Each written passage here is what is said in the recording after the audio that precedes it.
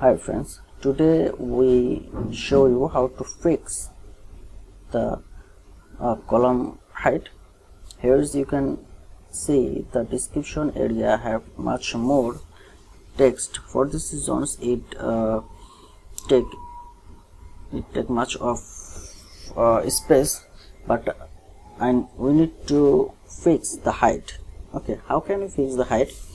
Just click the column, select format, and then select the raw height.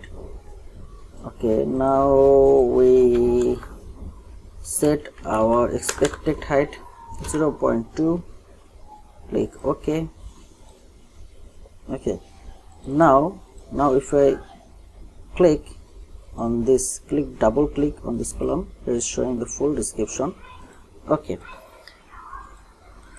but now I click now I copy the description again and paste here, but it take also the long space. But we need to solve all of these. We need to fix height, column height. So copy which column you want to fix the height. I select those columns and click format, then click raw height 0.2 and select OK. Now it's done.